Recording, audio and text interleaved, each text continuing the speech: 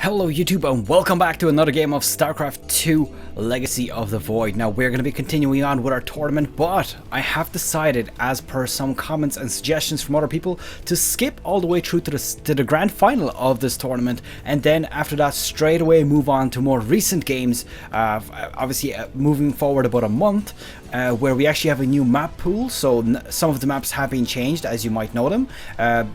For example, Invader Elite, Frozen, whatever it was called. I'm not familiar with the maps yet, and I'm hoping to explore them with you guys in the coming days. So let's jump into our game here. Just to note, we've got ourselves Polt versus Snute in the final. So of course, if you haven't seen any of the previous games, I would really recommend going and watching those, maybe on other VODs on the official websites, on Team Liquid, for example, or of course, if you wish, some of the other games, for example, from the round of 16, are actually on my channel as well. So let's jump into the game, and actually before we do that, since nothing is happening just yet, I want to give out a huge shout out to Michael Vigo. I hope I'm pronouncing that right. He was the very first person to ever donate to my channel, and that is absolutely an incredibly appreciated. You have no idea. So the link for donation is going to be in my description of my videos from now on. I don't really ask for donations, so don't take that as if I'm begging for it. It's just something that is going to be there just in case somebody wants to support the SCV community. So let's jump into the game. I've babbled on enough, and we are at about 1.5 minutes into the game here. And just to note, we did have a hatchery first for Snute. He's on the top right hand side here of Lerilak Crest, and on the bottom right hand side here we've got ourselves Polt. So quick rundown of these players. Obviously I haven't introduced them just yet because of course we are just starting with this final. We've got ourselves Polt on the bottom right hand side, who at the time of this tournament was actually teamless, but in recent times, about a week ago, he actually joined Team EnVyUs, and just to note, he is from South Korea. So just to note, Snute's Overlord gone to the correct direction on the first attempt. Pretty awesome, and pretty lucky, I suppose, to also go in, especially in a map like this, because this gives him a huge advantage in knowing exactly what his opponent is doing, and of course the advantage of being able to do a bit of early aggression and knowing exactly where to go. His opponent, Snute, sorry, that was badly phrased, but you get the point. Snute is from Team Liquid. He's been there for a long time. I believe it was the 2013 where he joined them, and he is from Norway, a very popular player indeed. He also does a bit of casting as well for tournaments, so pretty damn awesome to see that players do that these days too.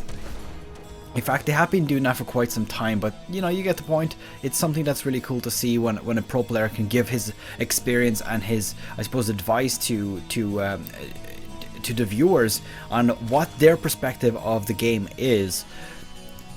So let's see how this game progresses out here. As you can see here, bunker being put down here for Polt. Now this is quite standard. In fact, they generally like to block this off completely just to reduce the area where the Zerglings can run. And would not be surprised to see this blocked off here, and then something else being put down here just to prevent those Zerglings from running in straight into the main base. It also gives Polt a lot more time to react if the Zerglings do run, because then he can just bring up these supply depots, and it's going to be a lot harder to actually sneak in. So there you go, the full block off is now here, and he's just putting down supply depot. Now obviously these can be lowered to let his own units out, or of course they're also cheap to place down, and they're kind of needed anyways. Now the only thing that I see that is a problem with these kind of blocks, and I've seen this work really well once, I think it was with Nerchio versus somebody else, I can't quite remember, but there was 3 supply depots and they were placed a little bit differently. So when a baneling burst inside the actual line, for example right there, as you can see, it actually ended up destroying 3 supply depots together. Now obviously not one baneling, but you get the point. About 5 or 6 banelings did the job there and destroyed 3 supply depots, and that severely crippled the production capabilities of the opponent, because of course he was supply blocked. 3 supply depots is a lot of supply to lose, and unfortunately for that player, he actually ended up losing the game as well. So these kind of blocks, they kind of are a double-edged sword if he kind of positions his units around here. Snute being he can potentially do quite a heavy supply block by destroying those. So let's see, the third base is coming out here for Snute as well.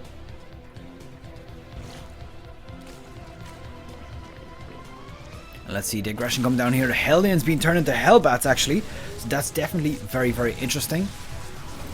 What is he going to do with those? He just seems to be taking them straight on. Now, I don't know if this is the best option, but look, he's actually moving straight forward. He doesn't seem to be scared. Taking out one queen and a few roaches already at this point. He is starting to slowly run out of Hellbats, but how much damage has he really done to this? Is it going to be worth it for him? Honestly, I don't know, but we'll see the outcome of that once these units get destroyed off.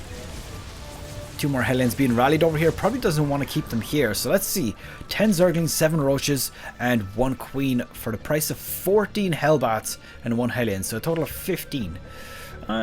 You know what? Honestly, I would say that that is probably... It's kind of hard to tell. I mean, the Queen is a valuable unit for the Zerg. Not only does she help spread creep, she also obviously helps with the injects and sometimes as well with anti-air. But honestly, I would say that was probably not worth it. He dedicated a lot of resources for that. And now this counterattack from the Zerg is going to do a lot of damage here, denying 2 of these supply depots, which is going to be automatically 200 minerals if he doesn't cancel them off. A few workers being killed off here as well. We can see the count on the left. 13 already at this point. This is absolutely huge right now. This one bunker standing over here. The army supply is heavily favoring Snute, and I think that this might just be GG here for Polt. I mean, look at the amount of units that he's lost. That engagement from the Hellions just did not pay off as well as he'd liked. I think that if he would have kept them as Hellions and ran them straight into that mineral line over here and destroyed a bunch of these drones, that would have been a lot more beneficial for him. Let's see, is he going to be able to pull something out of the hat? Honestly, it does not look good. Roaches remaining. And Zerglings running straight into mineral line. I think this is pretty much it. 36-7. GG has been called and Snute takes game number 1. Okay, so that was quite an eventful game. Honestly, I think that the biggest turning point there was the Hellion failure there with the Hellbats, rather.